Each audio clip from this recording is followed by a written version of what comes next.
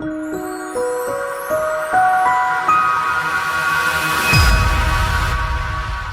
name is Corey Byron. I'm the Director of Guidance at the high school, and today we're going to be talking about the college application process. We have a lot of information and it may be overwhelming, but we are always here for questions, so please feel free to reach out to us after this presentation. If you have questions, I believe the chat feature is available, so you may put it in chat or hold your questions till the end. If you're not comfortable doing the questions in this kind of forum, we can be available over email or phone, so please feel free to reach out at any time.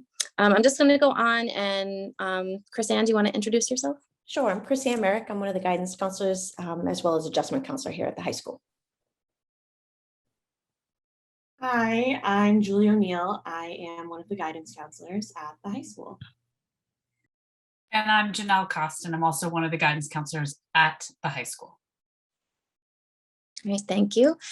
We have been doing a lot of work with our current senior class, which we're going to fill you in on in a few moments. But one of the things I did want to mention is all of us have been keeping up to date with the new changes that have occurred with COVID. And one of the common themes we've heard from college admissions counselors is that they too have experienced a lot of changes because of the pandemic. And they wanted to let us know that they understand that last year was an unusual year, that transcripts might not look the way they would have if the pandemic wasn't happening. And they wanted us to relay that they understand and they appreciate all that we as educators and students have gone through. So they are aware of any unusual things that might happen, like grades dipped or transcripts, like I said, don't look the same. So their biggest message was to put everyone's mind at ease, to know that they are aware that learning last year and in March of 2020 was, very unusual. So with that being said, I'm gonna turn it over to Julie, who's gonna start us off. All right, so I'm going to share my screen. Saying that host has disabled participant screen sharing. Corey, are you able to help me out with that?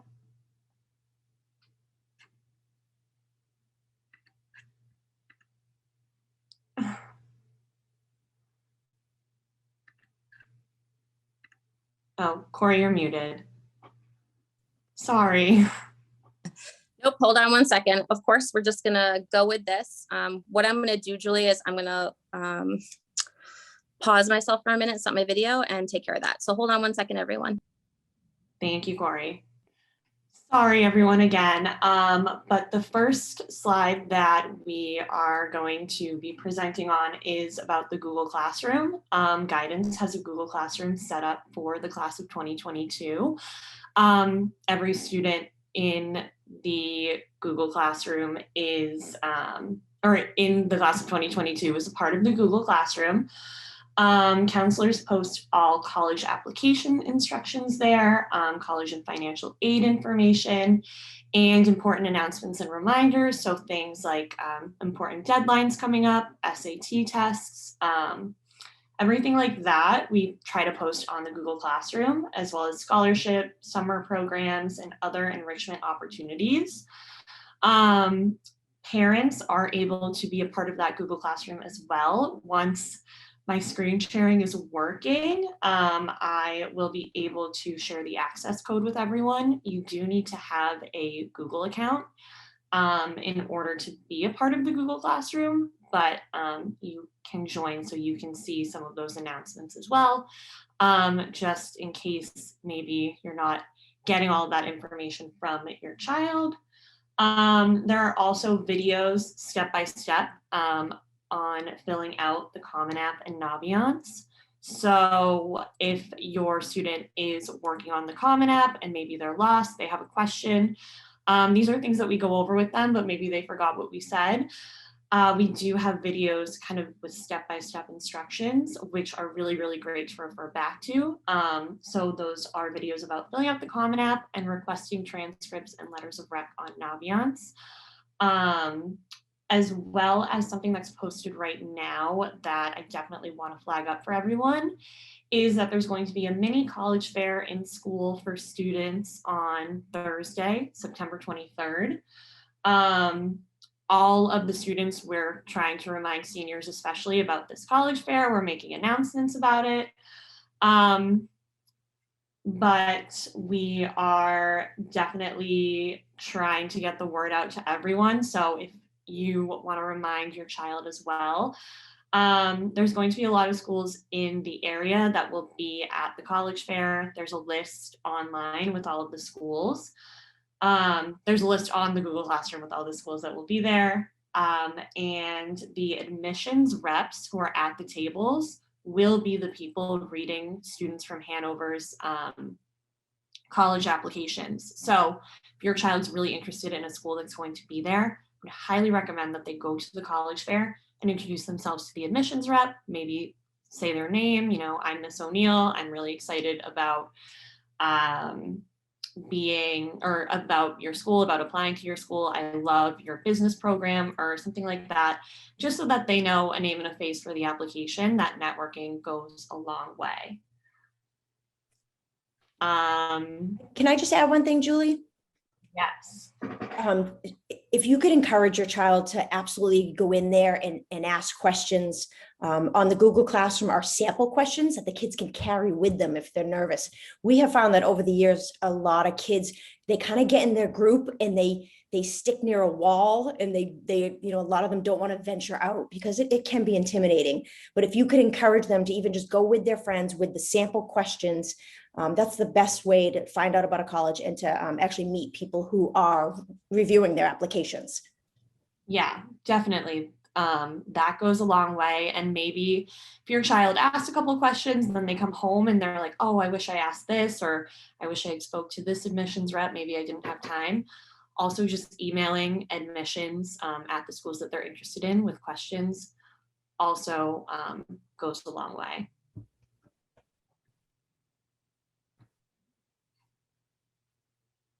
Oh, we have a question. If their number one pick is at the college fair, should they prepare a profile or just talk with the rep?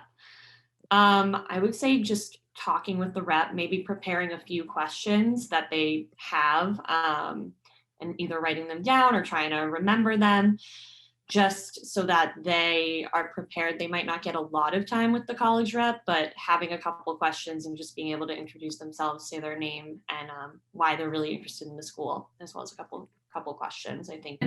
And just one more thing to add, Julie, too. What I find from the reps is they say that when they meet students, it's an opportunity for them to meet them in person, see their face against any paper they may read. But it's also, a lot of them make a note that will let them know that that person is somebody they've met at a college fair before, including the one that we're doing here. And they put that in their file when they're reviewing that for admissions. So whether you go and visit a school or you meet them at a college fair, they make note of all of those opportunities. So this is another reason why it's really important that they try to get that face-to-face time, especially for schools that they're planning to apply to. Yes. And somebody asked what day and time is the college fair. It is this Thursday, September 23rd. And it's during the school day. So it starts at 10:30.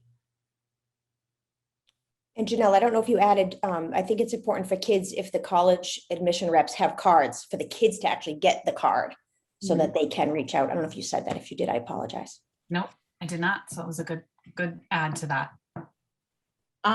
We can also, the next slide that I'm going to be talking about is about different types of applications. So I can move over to that. I don't know if we need the slide for that anyway.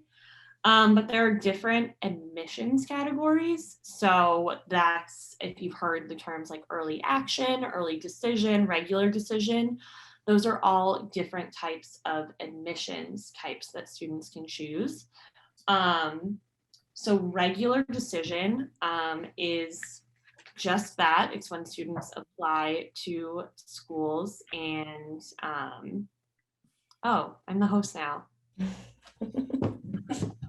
Awesome. All right, let me see if I can share my screen.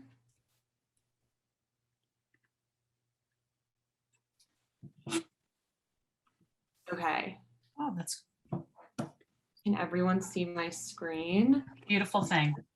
Okay, awesome. All right, so this is, again, just the slide on Google Classroom. On the bottom of this slide is the access code. If you want to write that down, you can join the classroom with that code. If you aren't able to write it down, maybe you don't have a pen with you or something, you can also email your counselor and we can send it to you. So I'm gonna move on to the next slide, which is the types of college admissions options. So like I was saying, regular admissions is really just,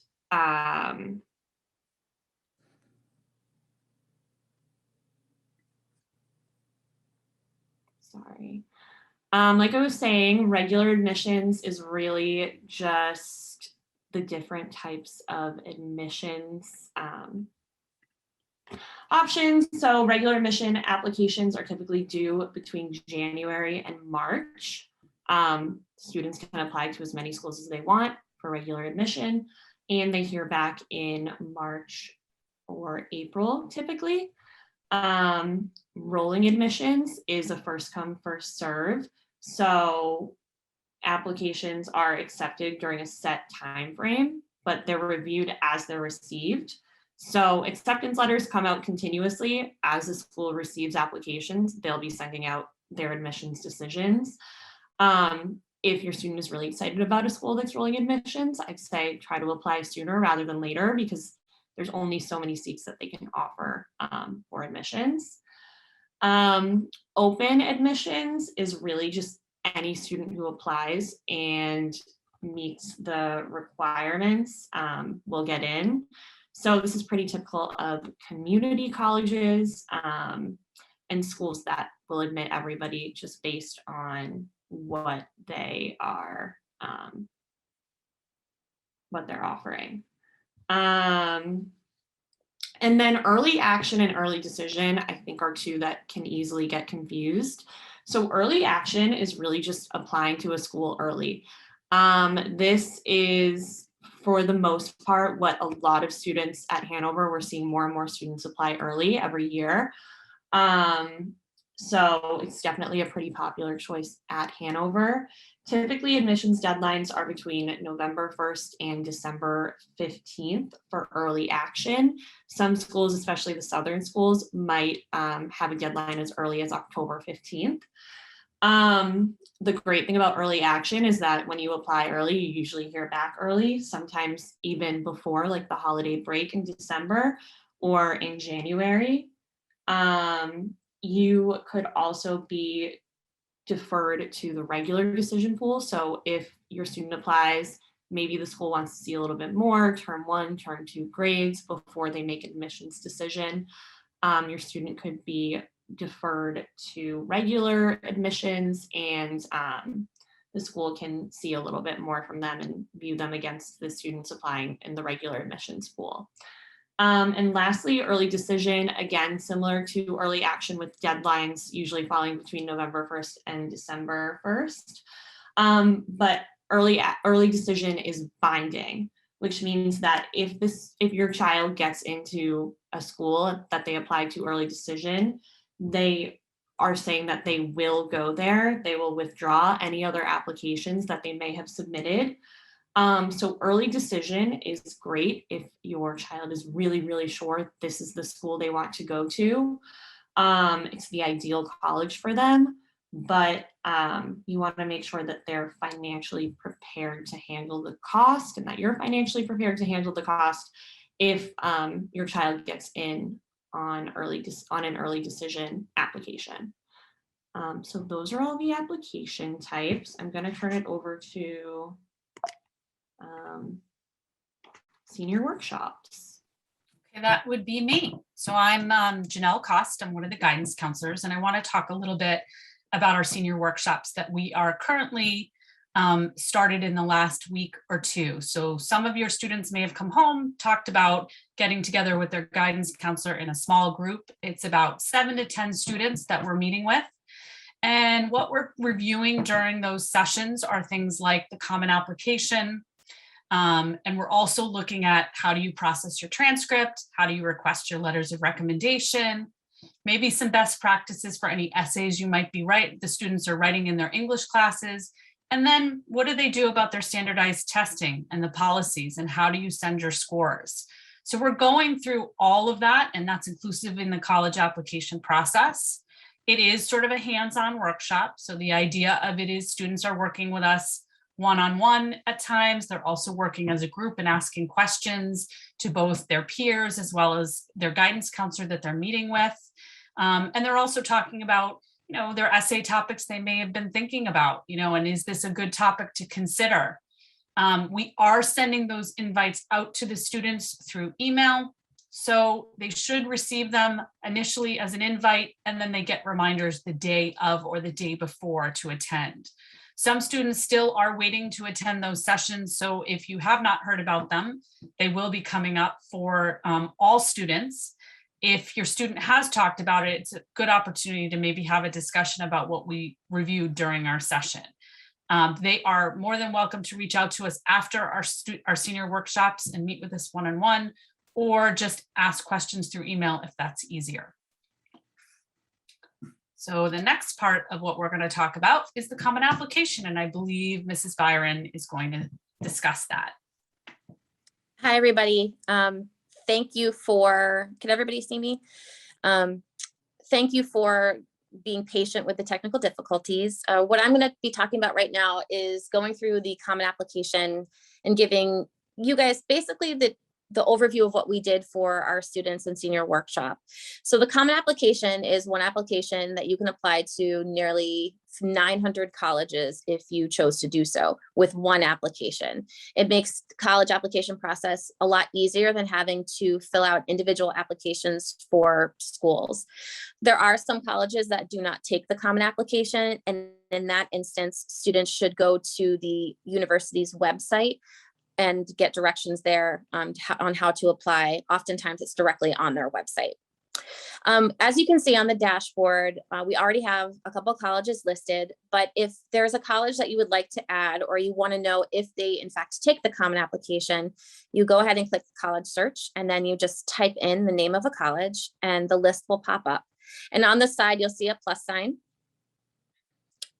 And then you would just click that.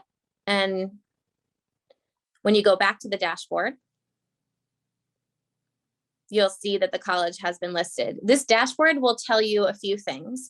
It will tell you the colleges that you have listed, the application deadlines once they're added, and also it will tell you if the application is in progress or if it has been submitted.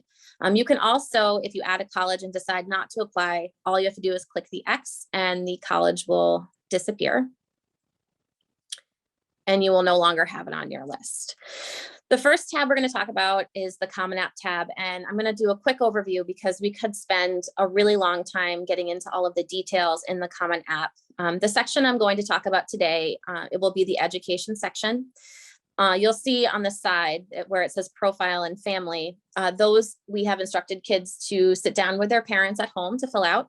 A lot of the information about family is about parents, where you went to college, what your birthday is, and believe it or not, a lot of kids don't know that. So we want them to sit down with their parents. It also asks what year you may have graduated high school or college. So that's information that your students will need to work on with you. In the education section, we have the students fill this out step by step with us. And a lot of the information we add has to do with what high school they go to, if they've done dual enrollment credits. And Julie, if you want to go down to college and universities, this is usually a place where students get a little tripped up because dual enrollment does in fact count as college credit. So students who have taken dual enrollment classes that we offer through Quincy College here at the high school, you can add in to show that you have in fact taken a college level course. For those of you who are unaware of the offerings that we have, Quincy College has a partnership with the high school where our teachers are certified to teach Quincy College credits. That does not mean that those credits are only for Quincy College. There are college credits that can be transferred to any four-year university, dependent on their transfer guidelines. So students who are enrolled in honors anatomy, marine bio, accounting, honors calculus, pre-calculus, students can pay $300 and fill out a registration form that will be coming out soon, and they can achieve college credit. You have until March to sign up for those classes, and which is really great because students always say, well, I don't know if I'm going to do well, but by March, you'll have a good idea of how you're doing in the class and you can apply for college credit. So here on the Common Application is where students can add the fact that they took a dual enrollment course, and it'll show up when they apply to colleges. So go ahead, Julie, and scroll down to the next piece. Under grades, this senior class has 186 students. We do not calculate actual rank. We use decile, and we provide that information to students. And our GPA is on a 4.0 scale, which is the standard college prep. So you may have some students whose GPA is over a 4.0, and that is because they have taken honors level or AP classes, which are weighted more. We do not calculate unweighted GPA. We only have weighted. You can go down to the next. And here we have students enter in, their current classes, and we go over this section with the students. Let's go on to testing, Julie. We are going to talk about standardized testing because we have received a lot of questions from parents and also sat in on a lot of webinars to get information from colleges, which we are going to talk about, I think, in the next couple slides. But in this section where they asked if you want to self-report scores, for the most part, we have recommended that students do not self-report test scores.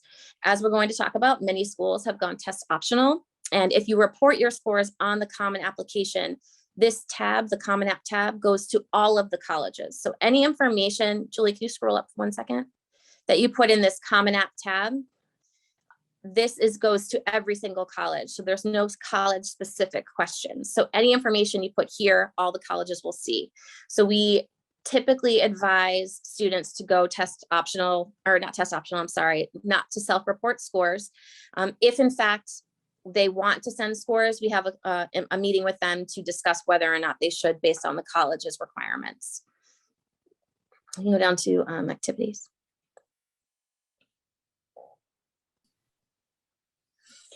The activities section, because a lot of colleges are going test optional, has become more important than maybe it has in previous years, because colleges really want to see what students have been up to. That being said, as I mentioned early in this presentation, there is an understanding by colleges that the extracurricular activities may look a lot different because students have not been able to participate in as many as maybe they would have liked to.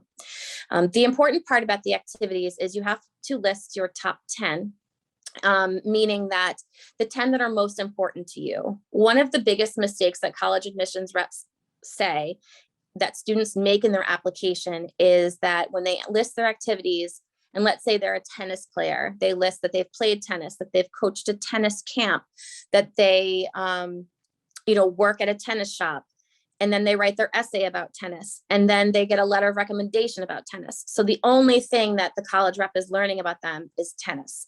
So we want to make sure when they fill out their activities that they're showing that there is more than just the one thing that they've done. So students will go here and we talk to them about all the details about how to fill this out. There are some tricky questions, but students will work with their guidance counselors should they have any more questions. Let's go on to just to touch on the essay a little bit. So as I mentioned, we're going to be talking about the test optional policies. The essay has become critical in the college application process because it has become a bigger part of what college admissions counselors are looking at. So it's really important that students have their essay reviewed by an English teacher or someone they're close to. Guidance counselors are happy to read essays and provide feedback.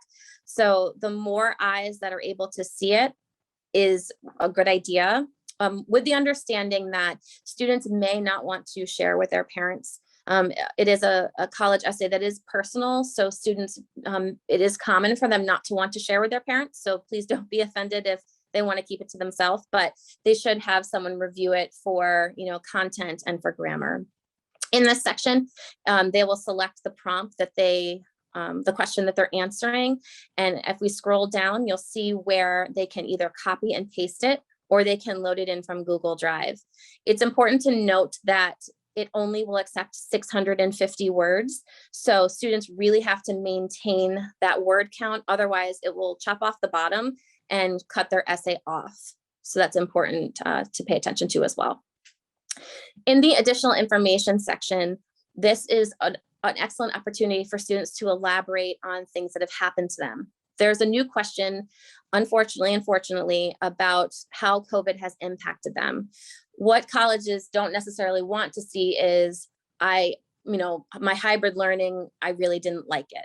What they want to see is, did it cause a decrease in your grades because you were working an extra job to help support your family, or both your parents essential workers and you had to take care of your siblings while your parents were working and you were home. So they want to know if COVID caused additional responsibilities beyond just hybrid learning or kind of a messy year last year. In the second question, where it's asking, do you have any additional information you'd like to share? I like to encourage my students to complete this. This is an excellent opportunity for them to add a piece to the application that maybe they're not able to add in the activity section or in the essay.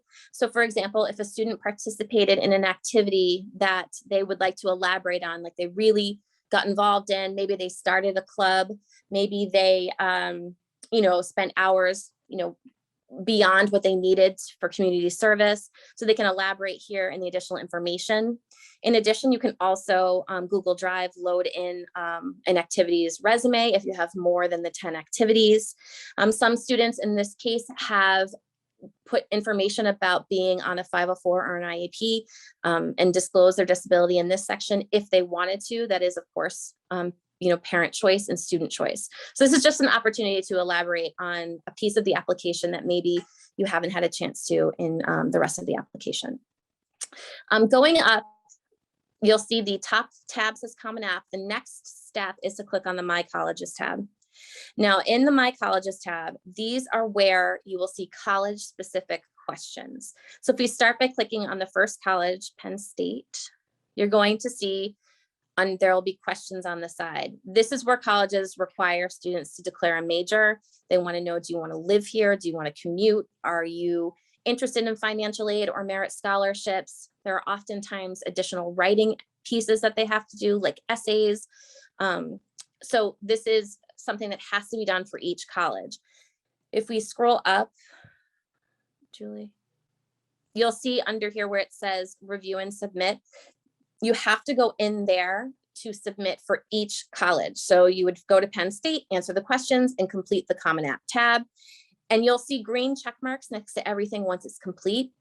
And then you can review and submit from here. As you can see, the good thing about the Common App is you can't accidentally submit an application. It won't allow you to do it if you're missing pieces in your application.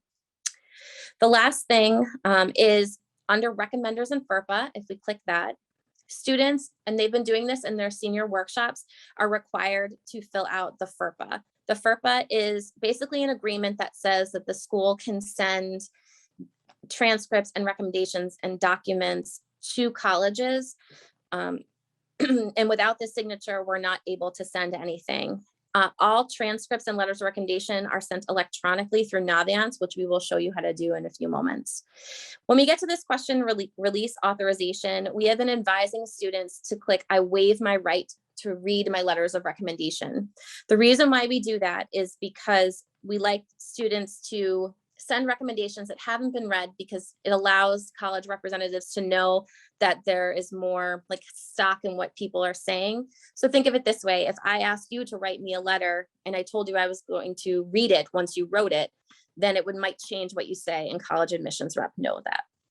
So all students have to do is select whichever choice, I waive my right or I do not waive my right, sign their name and click save and close. All right, Julie, you want to click back? Okay. So that's the common application as a quick overview. And again, if you have questions, you can feel free to reach out. I'm going to move on to the next slide for the sake of time. And that is letters of recommendation. So, Okay. so for your letters of recommendation, we are advising the students to ask 2 teachers for a letter of recommendation. So your son or daughter is now going off to their teachers. They may have done that last spring. If they haven't done that, they should be starting to do that now. It can be a teacher from any year, 9 through 11 at this point, or even 12th grade, depending on who they may choose. We typically recommend that it's usually 1 STEM teacher and 1 teacher from humanities. But there could be situations where majors might change that. So if a student is looking to go into art, they can certainly choose 1 core course and then maybe choose their art teacher. Or if they're doing some sort of medical field like nursing or pursuing some sort of medical field like PT or something else, typically they're looking for STEM teachers. So that could be a math or a science teacher they may have had. So it really will depend upon their major. If your student is really not sure who to ask, they should consult with us, and we can maybe try to give them some information about who might be the best person for them individually. So we're also asking that the students share their brag sheet. So this is one of the things that's in the Google Classroom. It is posted there under the teacher recommendations. Students can go ahead and retrieve it from there, save it to the Google Drive, complete it, and then go ahead and share that with their teachers and their guidance counselor. So in the brag sheet, it's going to ask students a variety of different pieces of information about them, some meaningful activities, what they've been up to in 9th grade, 10th grade, 11th grade, things that the questions are really designed to get at what they've been up to and any growth opportunities that may have come along. So we typically are telling students to save this to their Google Drive and then complete it online and share it. There will be some teachers that will want it printed out and handed to them. So some students will need to do that as well, but typically they might ask for that to be shared through the Google Drive.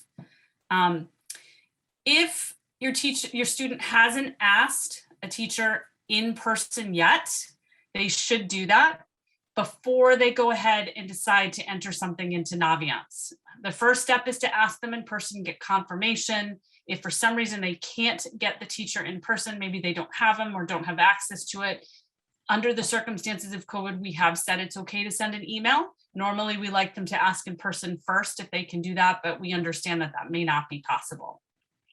We have been going over in the senior workshops how to go ahead and request your teacher in Naviance. So we're going to show you that quickly just so you can see how to do that. We also have that video that Julie was indicating there that can walk you through the steps if you forget what to do. So I'm going to let her log in, and then I'm just going to show you kind of what we've been outlining for the students. So the first step they're going to do is go to the college tab, and then they're going to go to college home. They'll scroll down to the bottom of the page and there is an opportunity there called Apply to Colleges. And we're going to click on the letters of recommendation. And in the letters of recommendation, this is where they're going to add the requests. It's typically 2 teachers. They're going to hit the add request, select their teacher. And we are recommending they hit the general request. The reason is any colleges they're adding either to their common application or Naviance, if it's a school-based application, they want all their recommendations to send to all of those schools. If you do specific requests, you do have to indicate every college you want the college to be, that recommendation to be sent to. And we're really trying to say to them, if you add colleges, you may forget to come back and add that to a specific request. So we're really trying to get them to do the general request. They're going to write a quick personal note saying, thank you for agreeing to write my letter of recommendation. My earliest deadline might be November 1st. After that, they'll hit the submit request and it should show up right in the same. If you cancel it, it should go back to that screen and you'll see how the request will show up. There will be 2 recommenders listed, one on top of the other, and it will show the status. So if the student wants to come back and check what's going on, has it been submitted, has it been posted, they can see that there. So the next thing that we're going to talk about, which I'm going to continue on to, is transcripts. So what is a transcript? So I'm going to outline a little bit about what's on a transcript for you. So your son or daughter's courses are on their transcript, and that's all courses taken. So that's 9th, 10th, 11th, and 12th. But all the final grades and credits are right now only for 9th, 10th, and 11th.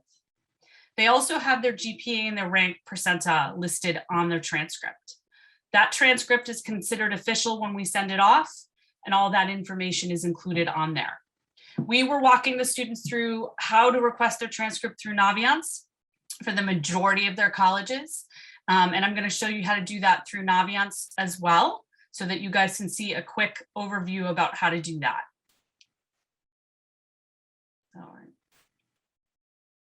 Okay.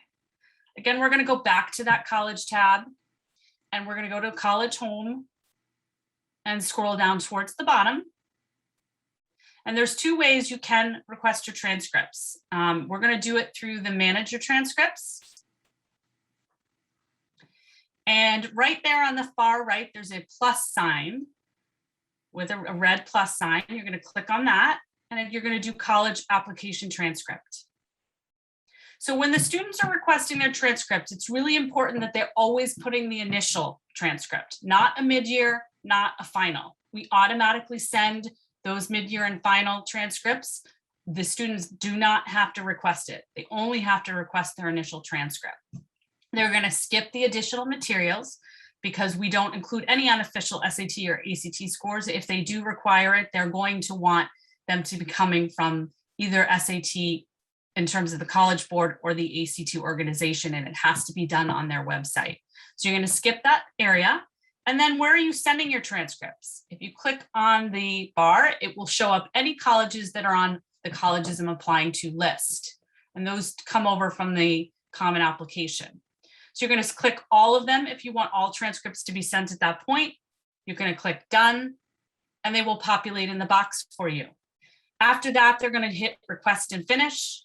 And when you request and finish, those will all show up underneath. It'll show kind of, if you go back to the colleges I'm applying to, it will show up the transcript requests. So it will show when it was requested, when it's due, and then what the status of it is. Mailed, is it pending? Was it canceled? Was it sent out? What happened to it? So that they can track what's going on with the transcripts.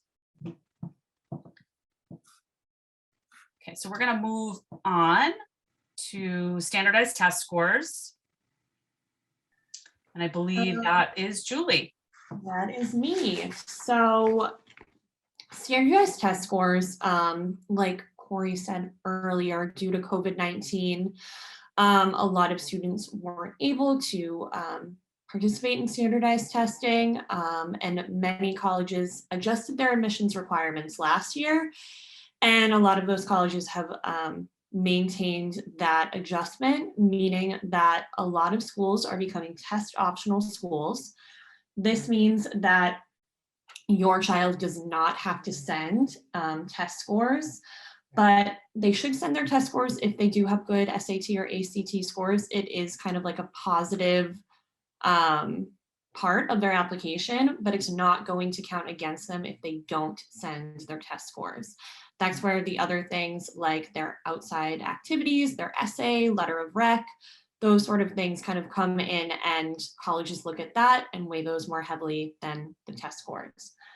One thing to note is that if a school is test optional, but your student is applying to a more competitive program like nursing, engineering, business, different schools have different programs that are really competitive, to look at that specific program and see if, even if the school is test optional, that program may still require test scores to be sent. So that's just something to make sure you look into before applying and not sending test scores. Other schools may be test optional, but require supplemental material in their application. So that could mean an extra essay, or maybe wanting to see a writing sample or something like that, just to make sure that, you know, again, they're getting all of the information they need, even if they're not getting the test scores.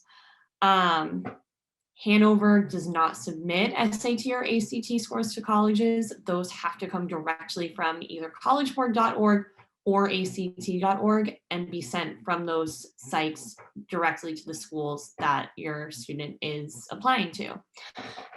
There is a website that I'm going to show you real quickly, called fairtest.org.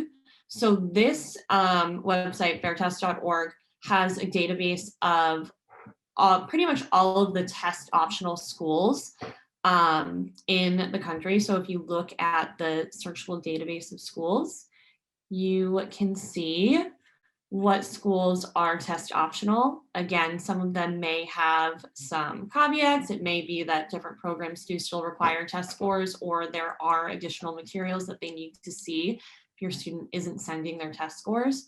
But this is a great resource to look at if you would like to know what schools are test optional, kind of all in one place. And you're able to search it, and this is updated very regularly. So yes, this is the test optional schools. If you or your child are not sure if you should be submitting test scores, maybe scores are right on the borderline, please, you know, email us, reach out to us. We're happy to talk with you and kind of help you in that decision making as to whether or not to send test scores. Next, I think Corey is going to be talking about visiting colleges. That would be me. But before we get to that, I just wanted to address a couple of questions that I've been getting about class rank. We get a lot of questions of why we don't have an actual numerical rank for students versus the class percentile. And what has happened in the past, I would say 10 years, is colleges and universities have transitioned, and they no longer want to know if a student A is number 17 or 7 or 1. And they want to know if they're in the top percentages. The reason why we have found it to be beneficial for our students is that with class rank, the difference between number 1, number 2, number 20 and 22 could be out to like 0.01. So it's so close. It's actually, when you put a number with a student and college admissions reps see that, they aren't knowing what the difference is between the person in front of them or the person behind them. So in speaking to a lot of reps, we have found that they prefer the class percentile and that it is more beneficial for students. And they found that the actual number was actually detrimental in admissions. Actually, a lot of high schools in the area are going to having no rank at all. Schools like Milton, Hingham, and Duxbury, they don't rank students at all. So you may in a few years see that colleges don't even require rank anymore. It's just a trend in the change of college admissions. Sometimes we get the question about merit scholarships, and students are saying that they need an actual rank for a merit scholarship. Class percentile, we have found, works just fine. So sometimes on the form it will say to fill out what the actual number is. If you put in percentile, we have not ran into any difficulty with that. So we're going on to visiting colleges. Because of the pandemic, there has definitely been issues with students being able to visit campuses. There are many virtual tours. There's one coming up on the 28th at 8 o'clock. It's run by the NAAC AC. It's all online. There'll be, I think there's over 500 colleges that will be there, and it will be sort of a virtual college fair. So if students want to get information, they certainly can attend. There are virtual open houses and virtual tours that students can do. Today I was speaking with Harvard and Yale, and they let us know that they, on their website, they have things such as alumni connections where their students can talk to alumni. Yale has a podcast that goes through everything that you need to know for college admissions, the college essay, teacher recommendations. So the websites for specific universities have a lot of information. There are colleges that are offering in-person tours. University of Virginia is an example of a school that is up and running and fully allowing students to come and see their campus. And they are allowing students indoors to see buildings. So the accessibility to college campuses really will depend on which college you're going to see. Harvard, for example, is not allowing students on campus and preferring everyone to be virtual and access their virtual tours. So if you want to go in person to see a campus, our recommendation is to go on their website and see what is available, and you can schedule tours through their websites if they are in fact available. We have shown students some virtual tour websites. One of them is UVisit. That's a great website where students can go and do some virtual tours across the country. So there is a lot of access, just not a ton of in-person, especially in the Northeast. Go to the next slide. So financial aid is something that I am not going to go into depth because we do have an event coming up on October 6th with College Funding Services, who are going to get into the nitty gritty of financial aid. But I did want to mention a few things. The FAFSA and CSS profile will be available on October 1st. The FAFSA is required for financial aid for all colleges. There are changes that are coming. So if anyone is on here and has younger students, there are changes coming for the 2023 to 2024 school year. So be aware if you're applying this year or have in the past with some of your other children, there will be changes coming in the next year, which we will provide you with, an opportunity to learn more about that when they have been implemented. So the CSS profile is not required by all schools, but they may require that in addition to the FAFSA. The FAFSA forecaster is, especially if you're on here and you have, freshmen, sophomore, juniors, it is an opportunity for you to go on and actually fill out a practice FAFSA and then get an idea of how much aid that you would receive. And there are tips on how to fill it out on that website. Julie, do you have that up? Or if you don't, that's okay. Okay. I'm just going to show everybody what it looks like. Website again? It's the FAFSA forecaster. It's like student aid. If you don't have it up, that's okay. Yes, that's it. Oh, yes. So you can come to see where it says begin your estimate for federal student aid. You can actually start here and they will help you fill out the FAFSA, and it's just a practice. So you can kind of get a sense of how long it will take, what information they're asking. So when you get to that point, when your child is a senior or in college, you'll have a better understanding of how much aid you'll be getting. Just going back to the presentation. There's also something called a net price calculator. Every college in the United States is required to have a net price calculator on their website. It can be very difficult to find. They kind of tuck it away, especially if they're a very expensive school. You can go to their website and search for it, or you can simply put in a Google search that says net price calculator for Boston College, and it will actually calculate how much the cost of attendance would be based on your own information. So that's a great tool to just kind of get a sense of what you would be looking at when your child is a senior, or if they are a senior, to get some more information. The College Navigator is a National Center for Educational Statistics. If you were to go to this website will give you cost of attendance, how much housing is. They'll break everything down for you and give you a rating on colleges. So this is a great resource for parents and students who are, researching the college process or currently applying, just to get a sense of like, how much am I getting like bang for my buck. All students and parents to sign the FAFSA. This is something you can do now before October 1st. You need something called an FSA ID. It is essentially your signature to the FAFSA.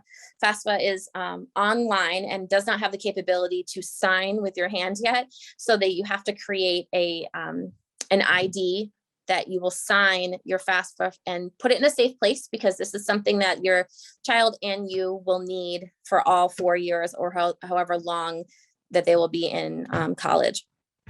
So that is something that you can do now, and that is at www.fsaid.org. Like I mentioned, the CSS profile, that is through College Board. And again, not all colleges require it, but it would be good to know if in fact you have to complete it. It's much more complex than the FAFSA. The FAFSA is pretty basic compared to the CSS profile. So you can go to that website and see if in fact your college requires it.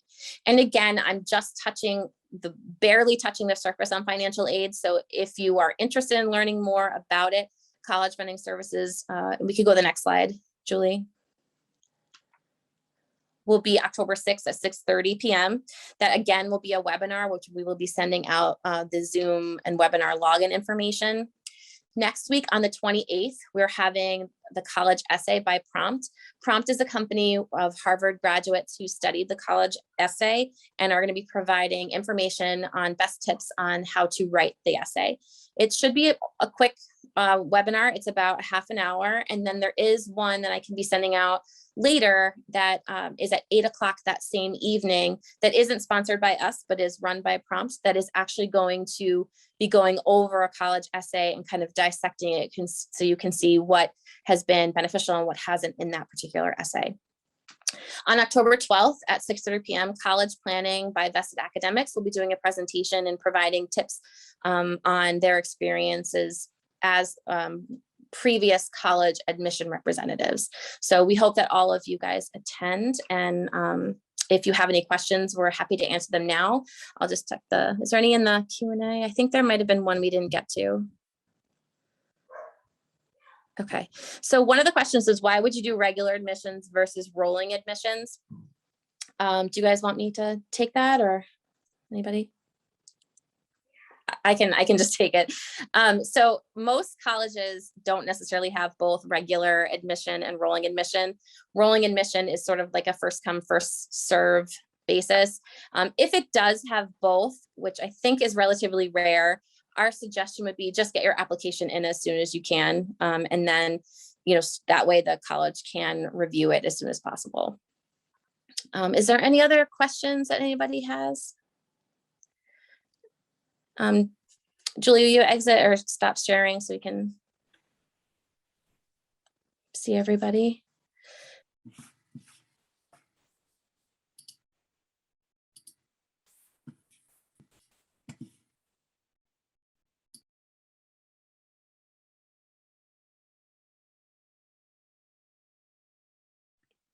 Corey, you're muted.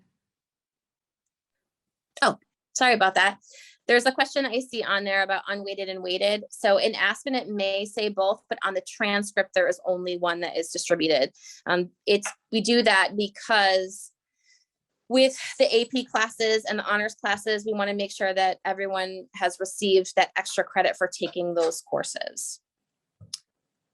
So it's not something we send out to colleges. Does anybody else have questions?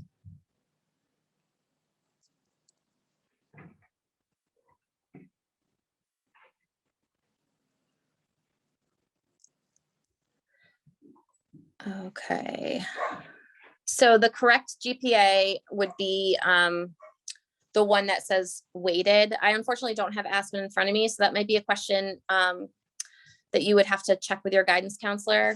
But for the most part, if your child has been in like all college prep classes, the 3, whatever would be more accurate one. Okay, is there another question, Julie? Do you want to see if There's another question. It's about whether or not HHS is going to help students pick reaches, safeties, etc. I know that in our student workshops and even through email, we've been telling students that they can come and review the lists of colleges they're thinking about applying to, and we can give them opinions about whether or not that might be a reach school, a good academic fit school, or a safety, to make sure they have that nice balance on their list. So we've offered that opportunity for them to come meet with us one-on-one so we can review that. So you should recommend to your student just to kind of come make an appointment either in person or through email, or however would be best. We are looking at them as well, but it is good to have that open discussion with them.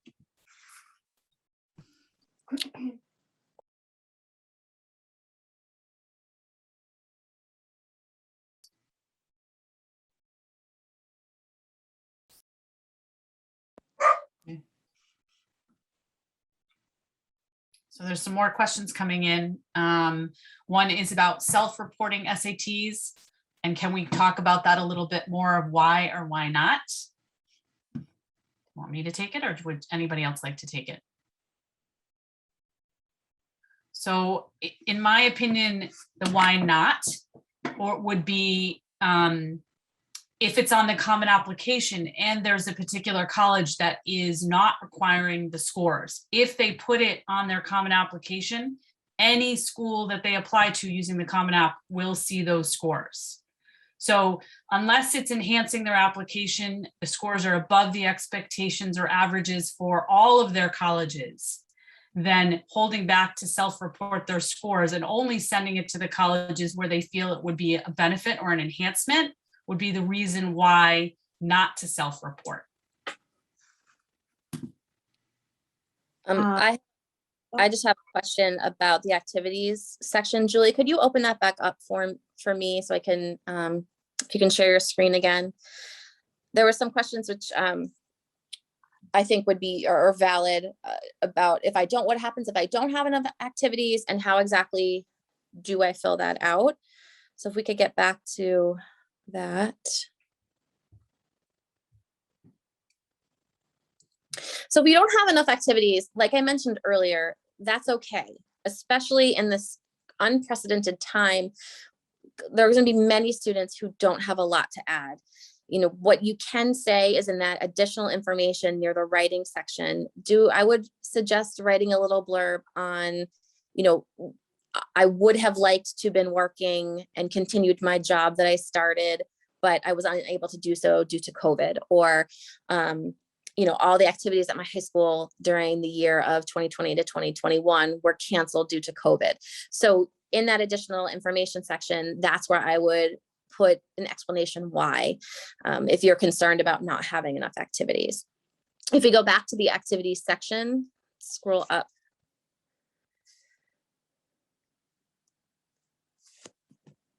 I just wanted to go into a little bit more detail on this. If we scroll down to the first activity, you'll see here that in the activity they put, you know, JV and varsity baseball. And then under position, it doesn't have to be a lot. You just need to put like whatever position it was. It could be club member, it could be vice president, it could be shortstop, or, you know, middle hitter, whatever the position is fine. Even something as simple as, you know, participant is enough.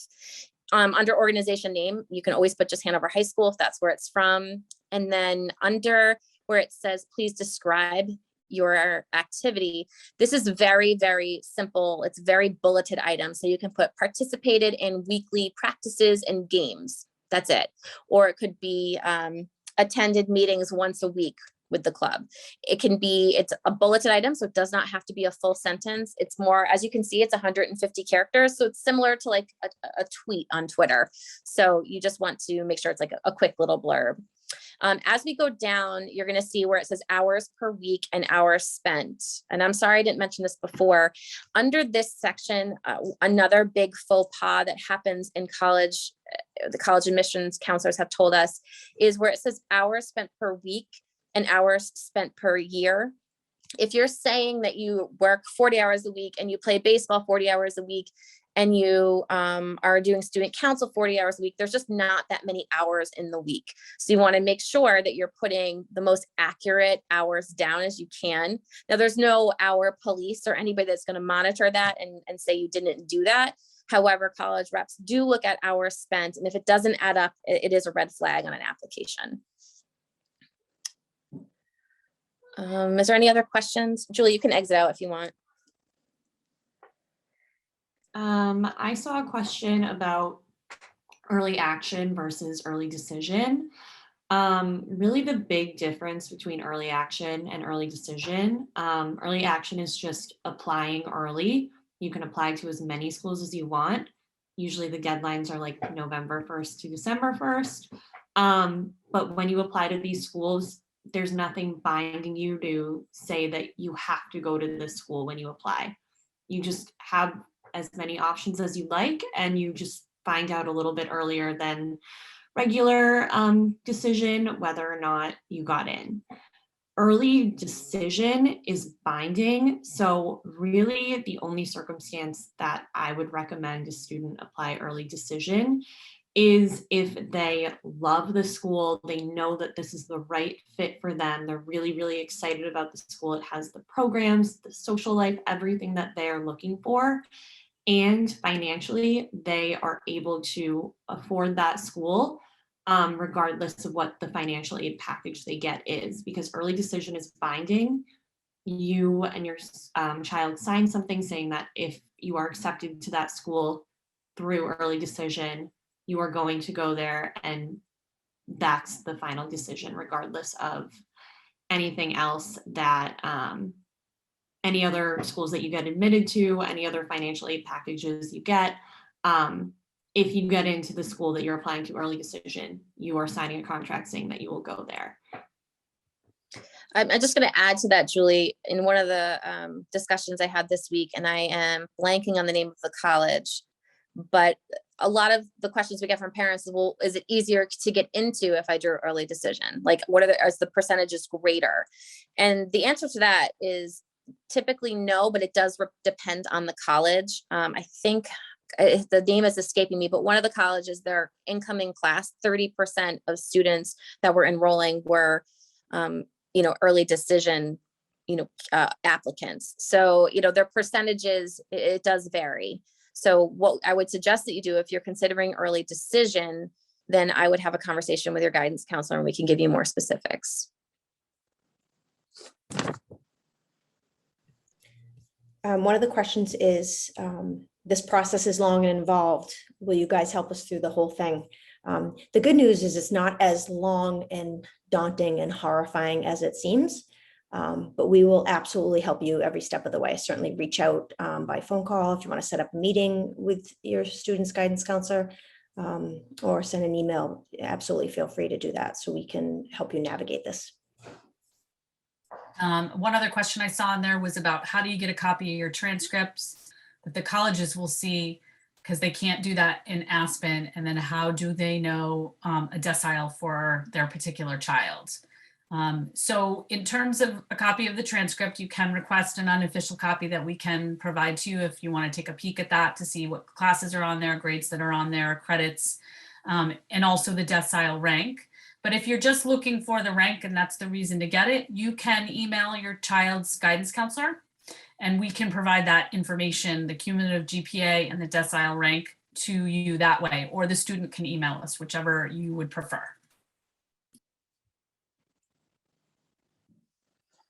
There's one last question I can see in there, and the question is about, should we start applying in junior year?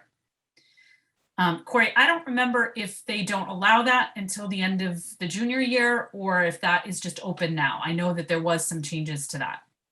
So the Common App is available and you could start filling it out, spring of junior year. The only thing about that is the Common App does update every August 1st. So I have seen in some instances where students have filled it out and when it's updated, all of their data has transferred and it has not been a problem.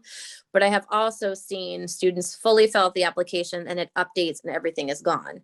So you could fill it out. It might be just a little risky to do it before August 1st. It's really, it's kind of a shot in the dark. It's hard to say. But you could get in there and get familiar with what it looks like on your own if you wanted to. I think there's another question. Do the other colleges a student applies to know if that student applied early decision to another college? So you can only apply to one school early decision and no other colleges are aware of that unless you disclose it. Some of these school applications, not on the Common App, but let's say you apply to a school that doesn't take it, they do ask, what other colleges are you attending? It's your choice whether or not applying to. It's your choice whether you want to disclose that information. It can't help or hurt you. So it doesn't necessarily matter. And with the Common App, the colleges are blind to anywhere else that you've applied. So you can only apply to one early decision school, but you can apply to multiple schools early action, and no college is aware of what you've done as far as where you've applied.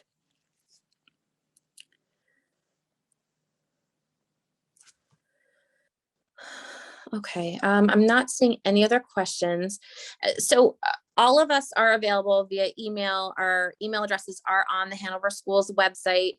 And I guess the biggest takeaway I hope you got from this evening is that we're here to help, you, the students. We're here to answer questions. All of us have been doing this quite a while. And we really work hard to stay up to date with a lot of the information. So feel free to reach out anytime. You can also give us a call at the office as well. Anybody else have anything to add? Okay, thank you all for joining us. We really appreciate your time, and we're grateful for your participation. We will have this recorded and posted to our website. So thank you very much. Thank you, everyone. Thank you. Everyone.